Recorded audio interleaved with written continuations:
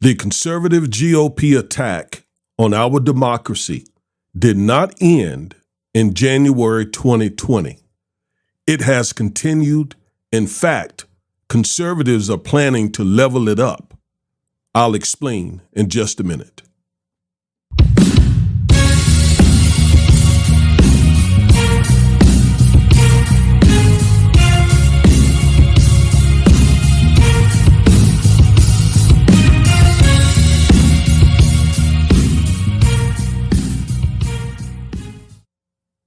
Hello, everyone. This is Attorney Augustus Corbett, a.k.a. the Minister of Justice. I am one half of the Defiant Lawyers. Each and every week, we bring you a legal analysis of some story trending about politics, policies, personalities, or pop culture to empower you with the information you need to defy an unjust legal system and to nullify systemic racism. If that interests you, please subscribe, like, share, comment, and click the bell so you'll get notified when we upload one of these awesome videos. I hope you're doing very well. I hope you had a good day. I hope you've had a good week so far. I have, although I've been dealing with some minor coughing and sneezing and so on. I guess it's the change of the weather, but whatever it is, I'm going to get through it, and I appreciate your well wishes and your prayers. But anyway, duty calls, and I need to talk to you about Project 2025. Project 2025. It's beginning to circulate a little bit. Folks are beginning to ask, what is Project 2025? And it's a little bit surprising that more people do not know what Project 2025 is, since the Heritage Foundation has been talking about it, and it's all over their website. Conservatives are planning this tremendous government takeover, but it takes a while for things to sort of get around to the American public. So it's beginning to make its way around the country. And again, folks have begun to ask me what it is. And so I thought this would be the appropriate time to do a video on Project 2025. As the title of this video says, it is an existential threat to our democracy. Again, Project 2025 is an existential threat to our democracy, at least as we know it. Now, existential threat means it threatens the existence of our democracy, literally. And you'll see what I mean when I get into a little bit of what the conservatives are planning for our country, especially if Trump or some other conservative wins in 2025. That's why it's called Project 2025. Okay, so it is literally a takeover of the government and a dismantling of certain parts of the government. So let's talk about it a little bit. I'm not going to take a lot of time talking about it because they have really laid it out, and it would require more time than I have in this video. But let's take a brief look, an introductory look. I'll be doing more videos on what Project 2025 is all about in later videos. But for now, let's go to the Heritage Foundation website. The Heritage Foundation is a conservative think tank that has been around, as they say on their website, for about 50 years. Driving and spearheading the conservative movement in this country. And so they have come up with Project 2025. And so let's read a little bit of what their goals are here. So this says, with the Biden administration half over and with the immediate dangers inherent to one-party rule in Washington behind us for now, it's past time to lay the groundwork for a White House more friendly to the right. Not friendly to the American people, whether right, left, or center. No, to the right. For decades, as the left has continued its march through America's institutions, conservatives have been outgunned and outmatched when it comes to the art of government. One reason is because the Republican establishment never moved on from the 1980s. Now, what happened during the 80s? Well, Ronald Reagan. That's what happened during the 80s. Ronald Reagan was president from 1981 to 1988, 89, about 8 years. I remember very well. And he was as conservative as they come. In fact, I remember when former President Reagan he started his campaign like Trump. You remember Trump started his campaign coming down the escalators, I think, in one of his hotels, and began to say some very disparaging things about Mexicans. We all remember that. Well, Ronald Reagan did something equally offensive. He started his campaign in, I believe it was Money, Mississippi, where Emmett Till had been murdered. Yes, he literally did that. So he was sending a strong message to the Confederates, to white conservatives, to white supremacists, that he was definitely one of them. And that's exactly what Trump did. So here, the Heritage Foundation is saying they did not move on from the 80s. They did not move on from the Reagan administration. And Reagan really changed things. I'm old enough to remember it very well. The 80s were right after the 70s, and the 70s were a pretty decent time for African Americans. There was a lot of African American pride in the air. There was the time of big afros and high platform shoes and say it loud and black and I'm proud. Well, the backlash for all that black pride and black power was Ronald Reagan. And the backlash for 8 years of the first black president is Donald Trump. Okay? So you see the parallels? Every time there is some movement to move the African American community forward, there is some backlash, some harsh backlash to try and put that genie back in the bottle, so to speak. So that is, in a nutshell, what Project 2025 is all about. And yes, it is centered around one man, Donald J. Trump. Donald Trump.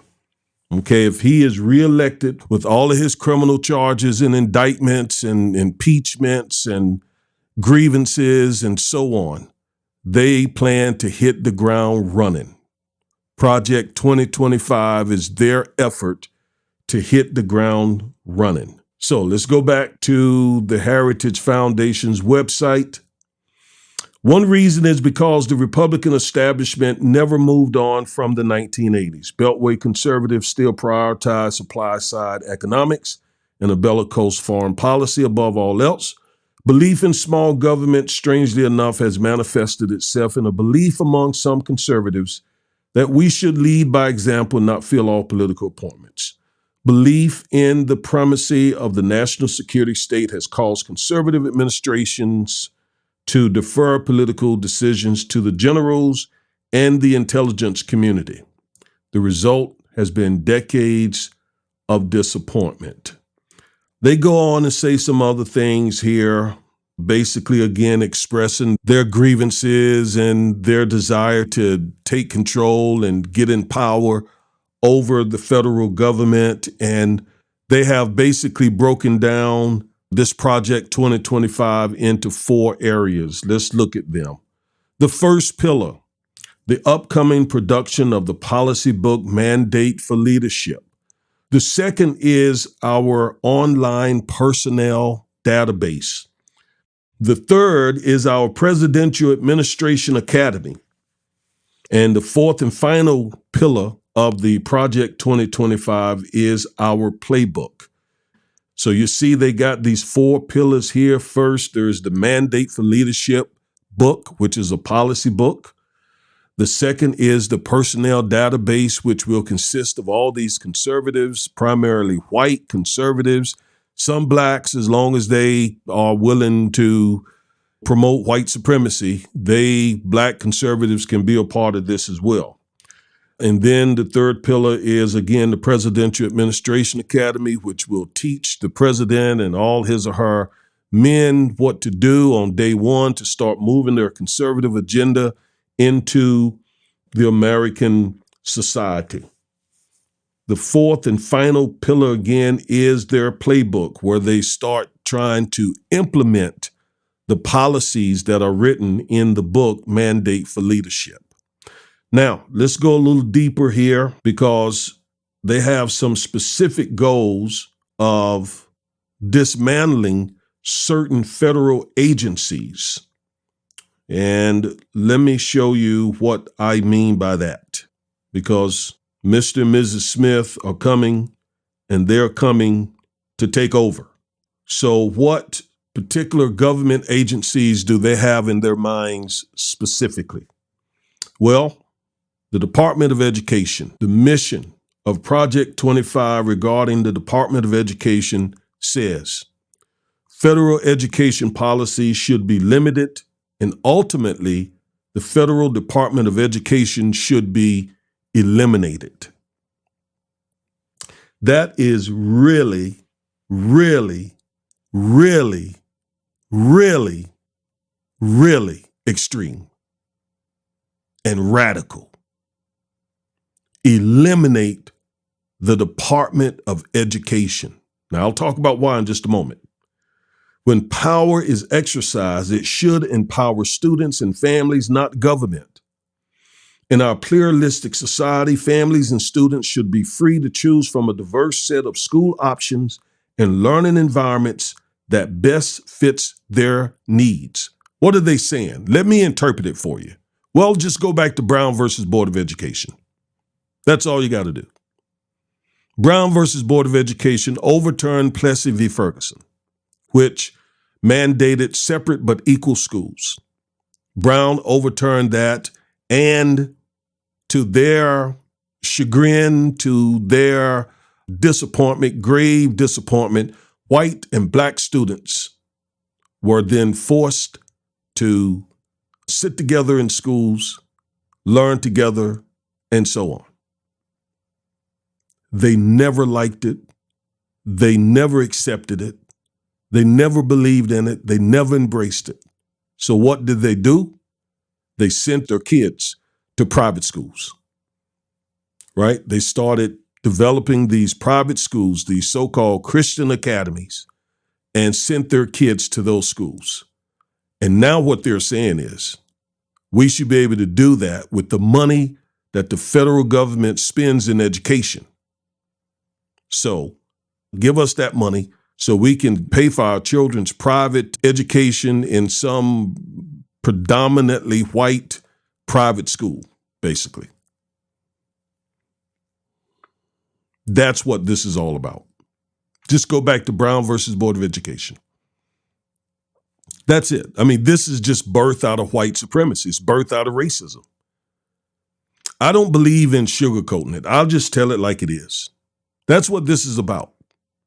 That is precisely what this is about. Wanting to put their kids in schools away from African-American children primarily, and wanting the government to cover the bill. And what's that going to do?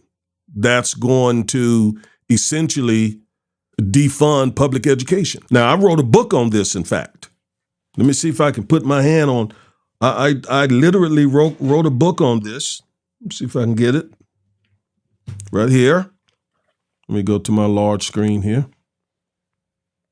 But yeah, right here, I wrote a book, Education and Justice. Right here. I talk about every bit of this in my book, Education and Justice. Get your copy. Go either to InPartPublishing.com or you can go to Amazon. I prefer you do it through InPart Publishing so we don't have to share any of the royalties with Amazon. But if you prefer to do it through Amazon, feel free. But yeah, go back to Brown versus Board of Education, go back to Jim Crow, go back to segregation. That's what they want. And they want federal taxpayer dollars to fund it. But not just the Department of Education. What else? What other agency have they set their sight on? Well, this one, the Department of Justice. The Department of Justice has a long and noble history. That history began with the creation of the Office of the Attorney General pursuant to the Judiciary Act of 1789 and has continued through the creation of the department in 1870, the formation of the Federal Bureau of Investigation in 1908, reforms following the terrorist attacks of September 11, 2001, and to the present day. Properly understood within the framework of a constitutional republic that values ordered liberty, the Department of Justice has two primary functions: protecting public safety and defending the rule of law. Oh boy, the rule of law, defending the rule of law. And yet they want Donald Trump to become the president, a man who has no regards for the law. None. Yet, here they're talking about defending the rule of law, and they want a man in office who sees nothing wrong with violating every law so long as it gets him what he wants. Unfortunately, the department has lost its way in recent years and has forfeited the trust of large segments of the American people.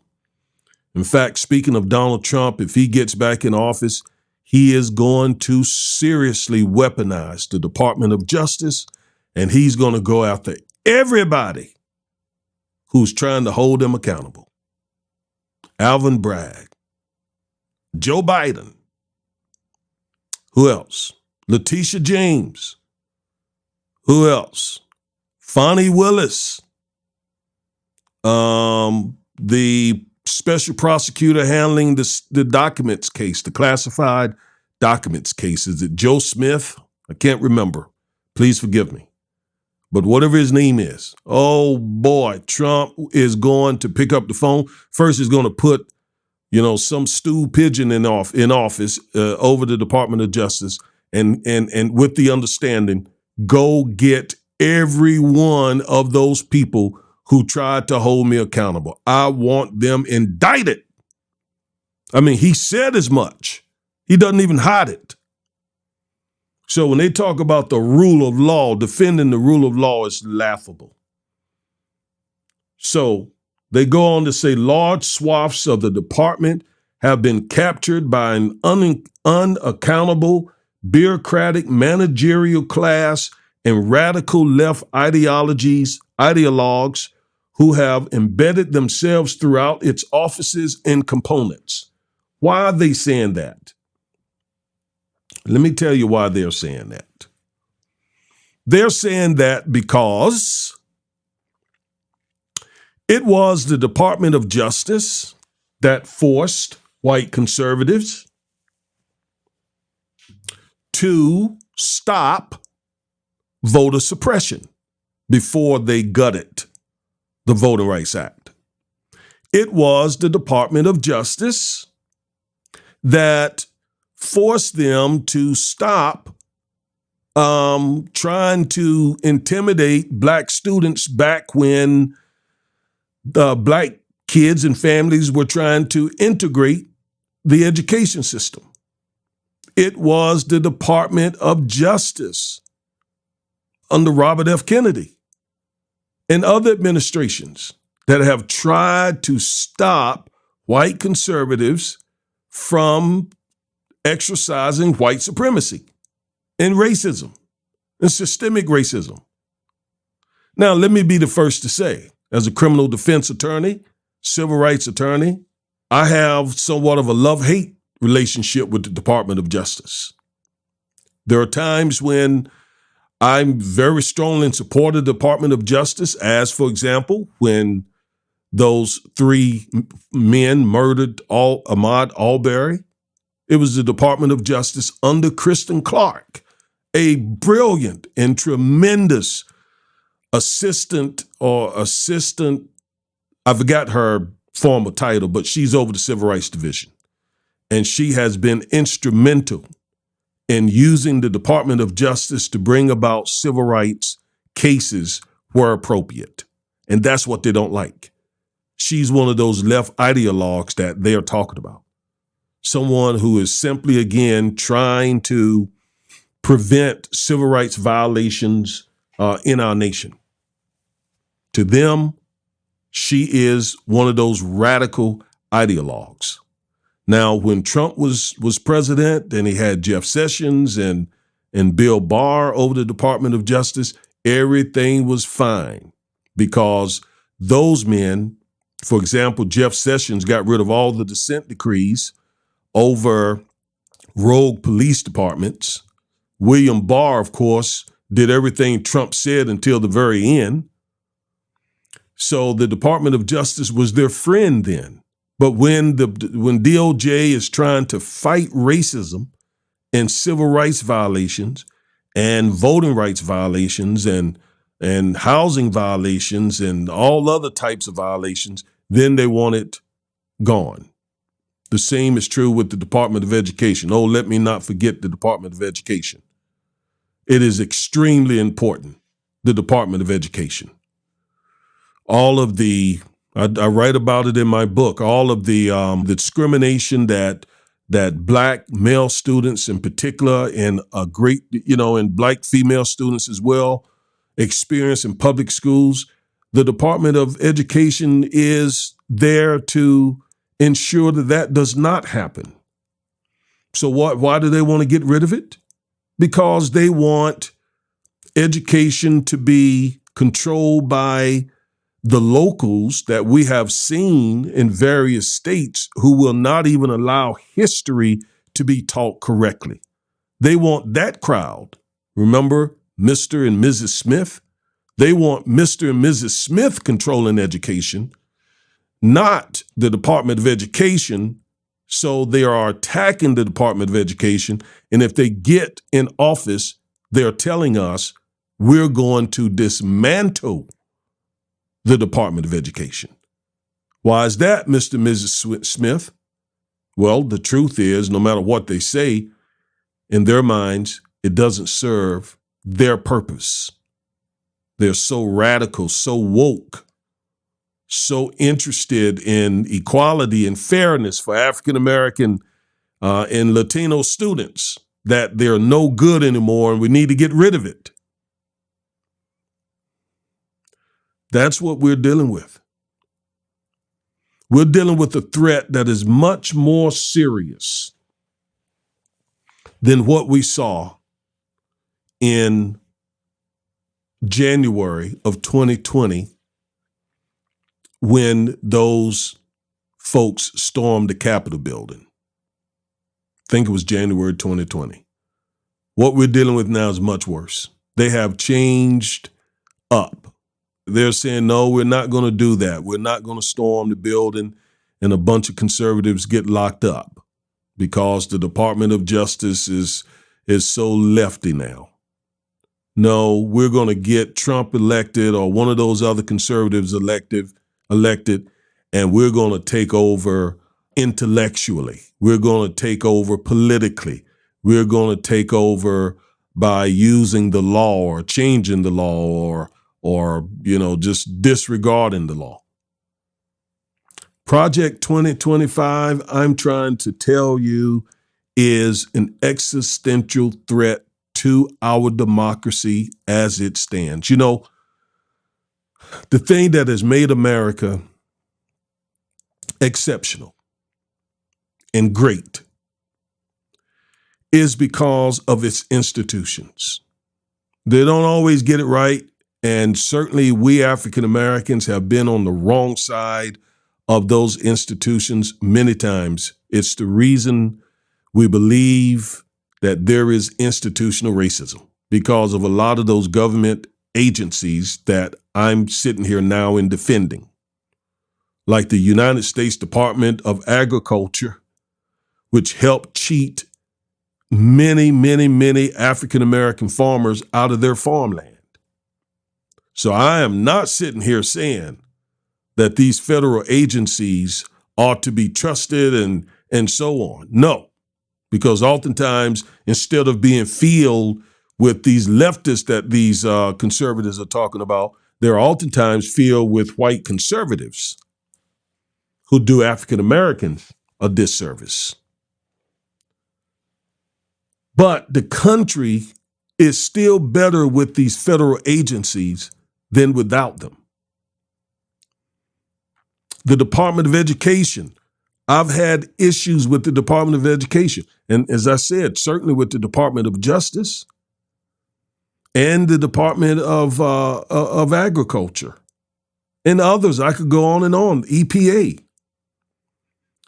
But our institutions are what makes our democracy tick.